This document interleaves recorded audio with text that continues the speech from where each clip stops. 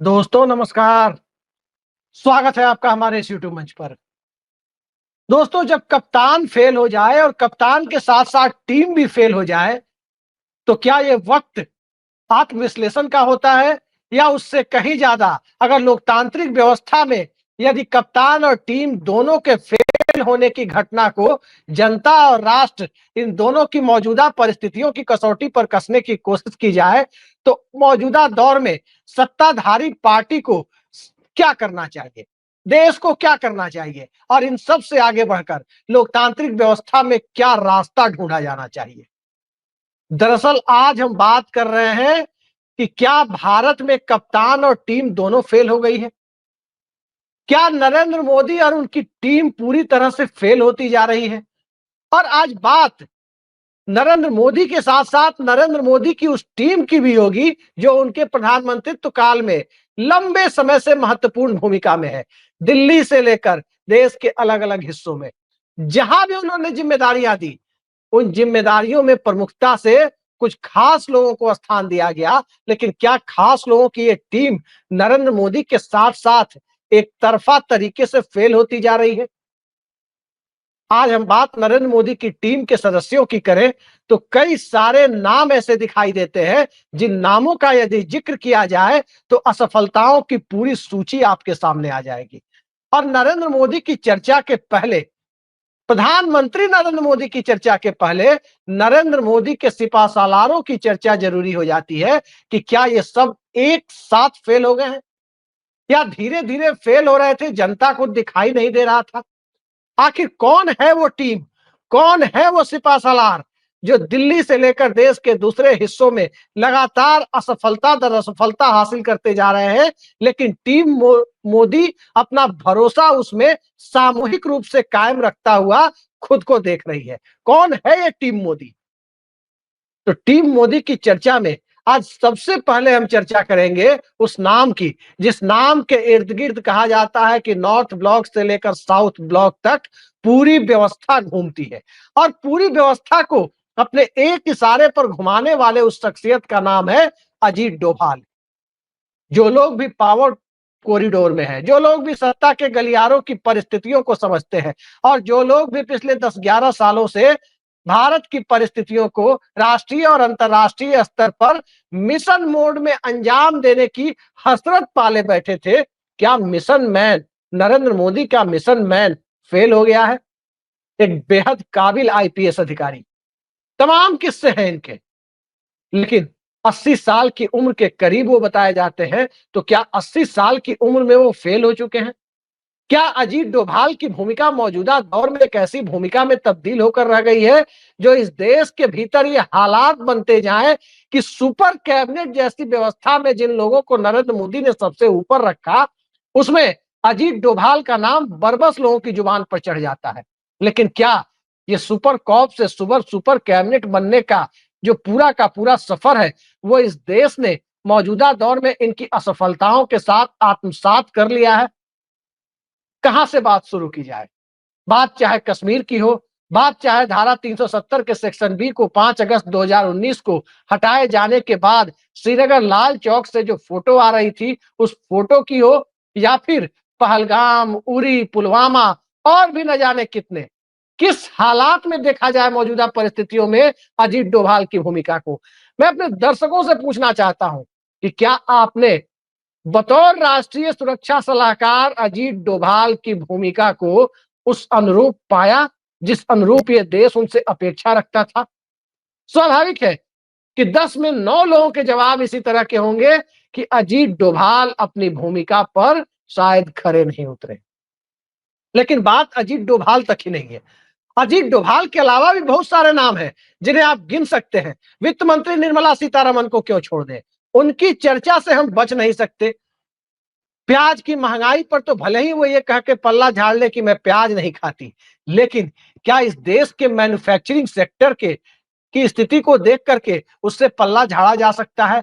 क्या मौजूदा दौर में रोजगार, मौजूदा दौर में इस देश में डिमांड की कमी और मौजूदा दौर में इस देश में आम आदमी की क्रय शक्ति को देखने की कोशिश करें तो क्या ये माना जा सकता है कि इस देश के वित्त मंत्रियों और सफल वित्त मंत्रियों की कतार जो यहां देखी गई है, यशवंत सिन्हा से लेकर मनमोहन सिंह से लेकर पी चिदम्बरम तक, क्या उस कतार में निर्मला सीतारमन को कहीं कोई फिट देख पा रहा है?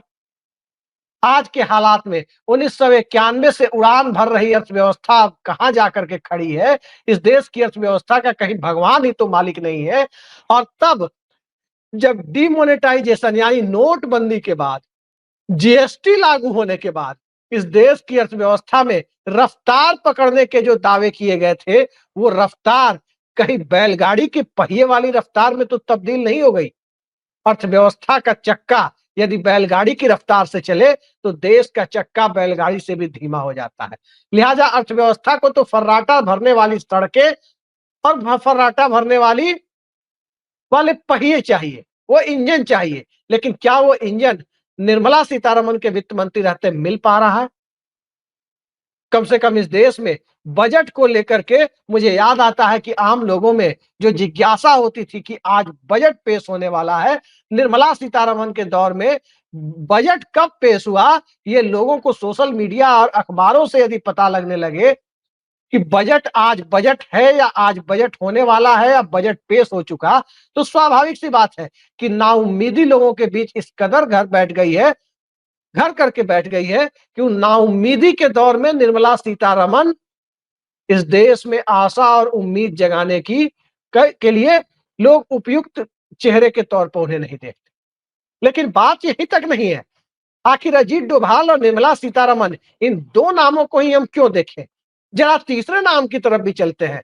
विदेश सेवा के आला अधिकारी रहे और आला अधिकारी के रूप में अपने कर्तव्यों को का बखूबी निर्वहन कर चुके एस जयशंकर जब राजनीतिक भूमिका में आते हैं और वो विदेश मंत्री के पद पर आते हैं, तो अक्सर लोगों को याद आता है कि विदेश मंत्री कौन?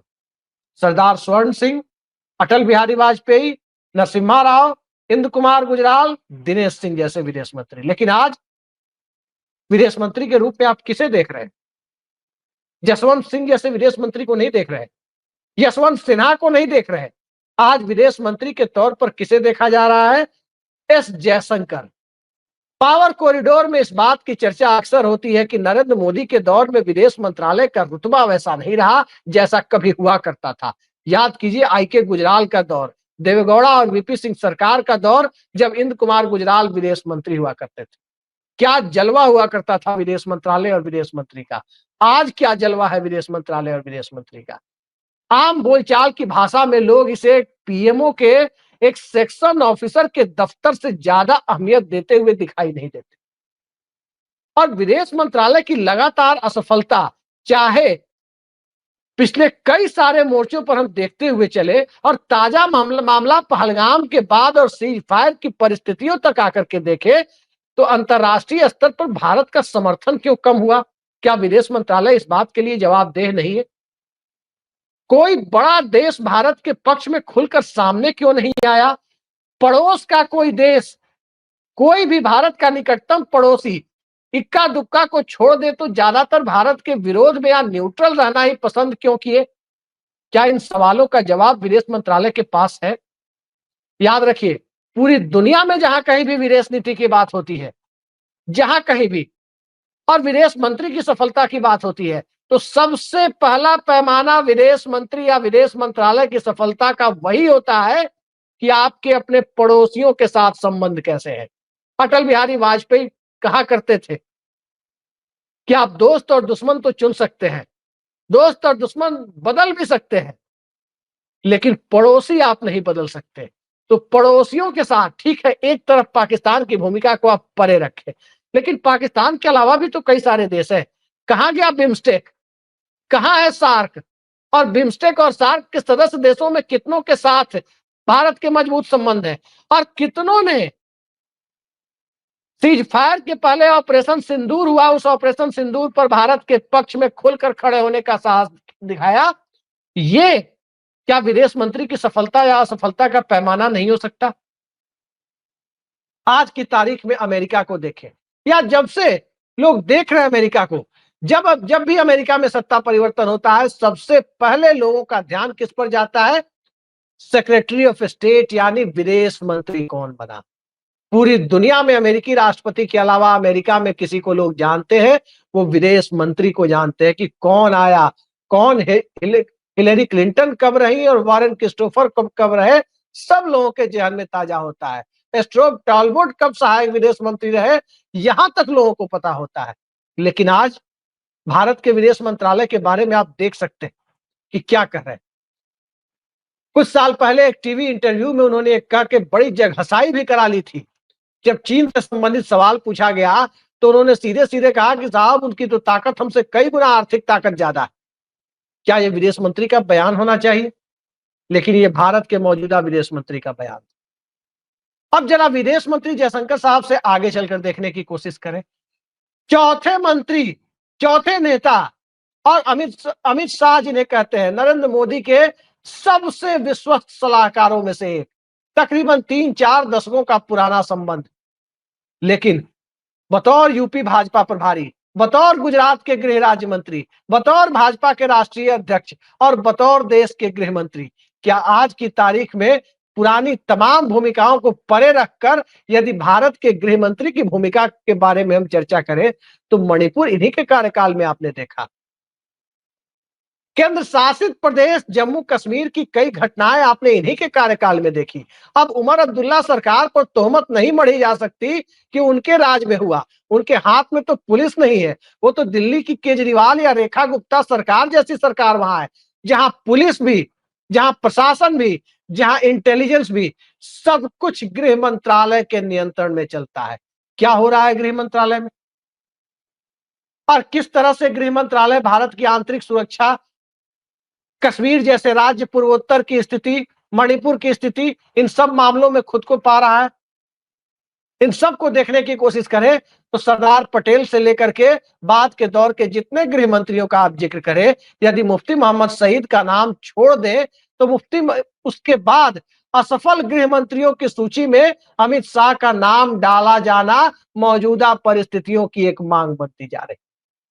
मुफ्ती मोहम्मद सईद की श्रेणी में अमित शाह की गिनती यदि इस देश के गृह मंत्री के तौर पर हो रही है तो यह साधारण घटना नहीं है।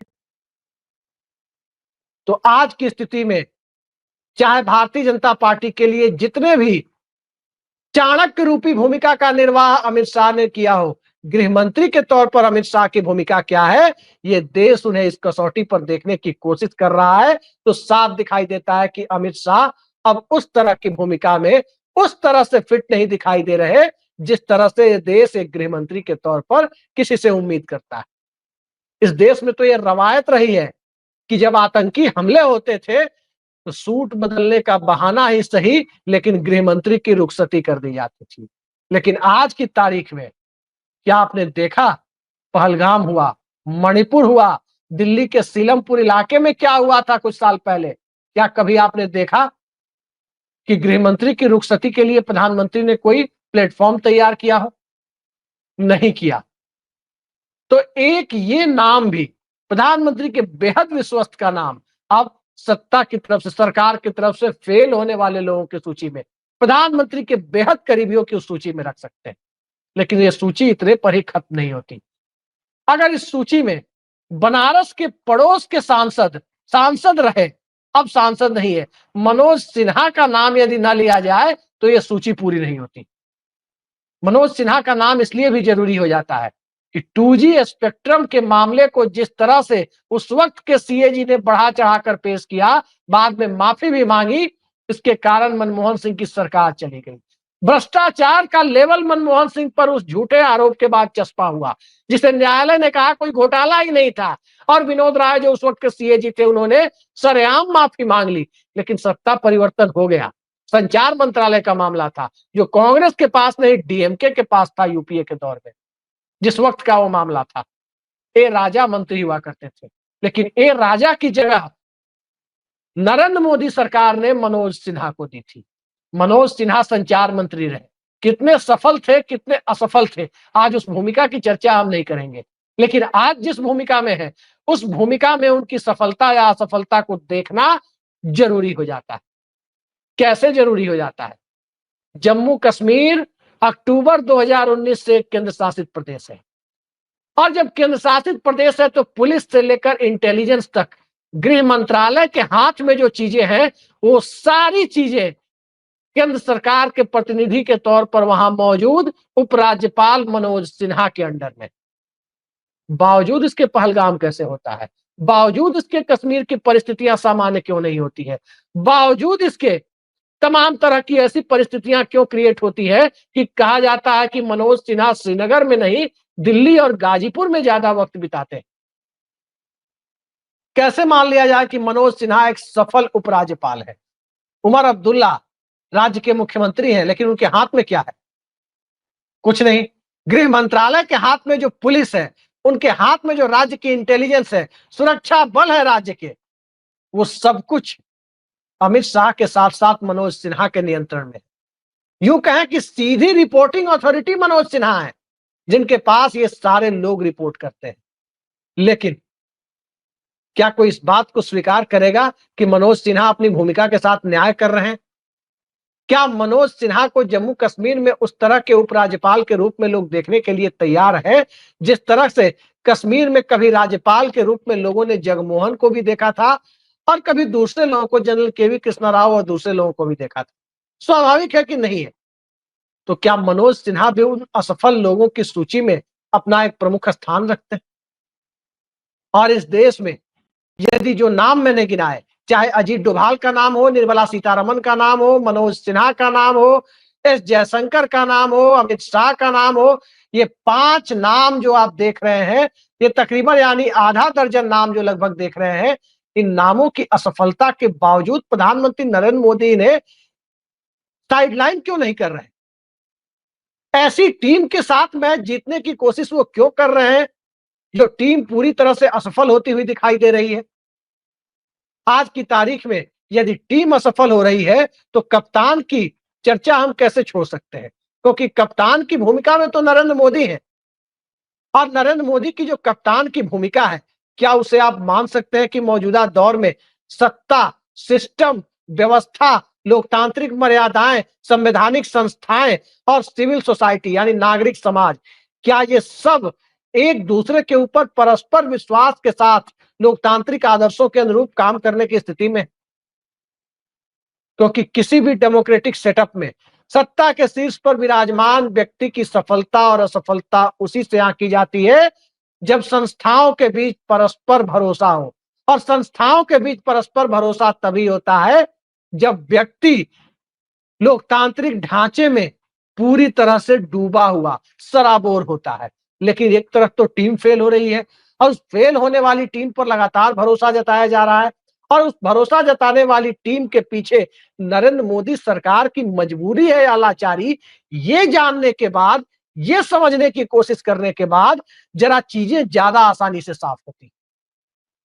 और कैसे टीम मोदी, नरेंद्र मोदी की मजबूरी है और टीम मोदी असफलताओं के बावजूद अपनी अहमियत को बरकरार रखने में फिलहाल सक्षम दिखाई दे रही है। जरा इसकी पड़ताल करने की कोशिश की जाए तो भारतीय जनता पार्टी के जो गैलेक्सी ऑफ लीडर संसद के दोनों सदनों में तकरीबन 350 के आसपास जो लोग बीजेपी के सिंबल पर जीत कर गए हैं, लोकसभा और राज्यसभा मिलाकर, क्या उनमें से कोई लाल कृष्ण आडवाणी, जसवंत सिंह, मुरली मनोहर जोशी, यशवंत सिन्हा, सुषमा स्वराज, अरुण जेटली, इस तरह की काबिलियत के लोग दिखाई देते हैं? यदि इक्का दुक्का चेहरों को छोड़ दे तो क्या इस तरह के लोग भारतीय जनता पार्टी के अंदर से दिखाई देते हैं? मैंने दूसरी पार्टियों के पार्लियामेंटेरियंस का जिक्र नहीं किया, जानबूझकर नहीं किया, बल्कि तुलनात्मक रूप से लोगों के सामने टीम अटल बिहारी वाजपेयी की जो परिस्थिति थी और वहां जो गैलेक्सी ऑफ लीडर थे, जहां जॉर्ज फर्नांडिस के संयोजकत्व और अटल बिहारी वाजपेयी के नेतृत्व में एनडीए की सरकार 6 साल 2 महीने तक जो चली, उसके अलग अलग चेहरों पर जरा गौर करें तो क्या मौजूदा दौर के चेहरों से तुलनात्मक रूप से देखने के बाद क्या ये लगता है कि टीम वाजपेयी के मुकाबले ये टीम कहीं ज्यादा योग्य लोगों से भरी हुई है? स्वाभाविक से बात है, सबकी अपनी अपनी राय हो सकती है। हम अपने दर्शकों की राय को भी आमंत्रित करते हैं कि क्या टीम वाजपेयी जो थी, भले ही उससे कोई सहमत हो ना हो, लाल कृष्ण आडवाणी ने 6 दिसंबर 92 को जो उनकी कथित भूमिका थी अयोध्या में लोगों ने देखा, आप उससे सहमति या सहमति व्यक्त कर सकते हैं। लेकिन यदि योग्यता की बात की जाए तो किसी और से नहीं, तो टीम मोदी में जो उनके समकक्ष हैं, क्या उस योग्यता से तुलना कर सकते हैं? क्या ब्रजेश मिश्रा की जो भूमिका थी, अजीत डोभाल की भूमिका की उनसे तुलना की जाए तो क्या कोई ये सोच सकता है कि अजीत डोभाल उस भूमिका, उस दायित्व का सम्यक रूप से निर्वहन कर पा रहे हैं, कम से कम उस तरह से निर्वहन कर पा रहे हैं जिस तरह से ब्रजेश मिश्रा ने किया था? और बाकी दूसरे तमाम लोगों को आप देखिए, साफ दिखाई देता है कि जब टिकट ही दिया जाएगा ऐसे लोगों को, तो चुनाव भी ऐसे ही लोगों के बीच से करना होगा। आखिर नरेंद्र मोदी करें तो क्या करें? नरेंद्र मोदी यदि गृह मंत्री को हटा दें तो क्या निशिकांत दुबे को गृह मंत्री बना दें? अमित शाह से ज्यादा काबिल किस व्यक्ति को उन्होंने संसद में टिकट देकर लाया है? जब काबिलियत का पैमाना ही यही बना दिया जाए कि वो विश्वस्त हो, वो कभी चुनौती ना दे सके, वो राजनीतिक तौर पर रीढ़ विहीन हो, जब यही पैमाना बना दिया जाए, तो क्या अजीत डोभाल, अमित शाह, निर्मला सीतारमन, मनोज सिन्हा, एस जयशंकर जैसे लोगों का रिप्लेसमेंट क्या निशिकांत दुबे करेंगे? क्या राधा मोहन सिंह करेंगे? साफ दिखाई देता है कि जो टीम तैयार की गई है वहां टैलेंट को नहीं पूछा गया। टैलेंट के तौर पर सिर्फ यही परखने की कोशिश की गई कि कौन संसद में किस ढंग से मोदी मोदी के नारे लगा सकता है, वरना भोजपुरी गानों के एक गायक उस इलाके के सांसद के रूप में भला लोकतंत्र के लिए एक हास्य का विषय नहीं तो और क्या है कि जहां देश की एक प्रतिष्ठित यूनिवर्सिटी है दिल्ली यूनिवर्सिटी, उस दिल्ली यूनिवर्सिटी के इलाके से भोजपुरी के कई बार जो अश्लील गाने लगते हैं, उस तरह के गाने गाने वाला व्यक्ति भी सांसद हो सकता है।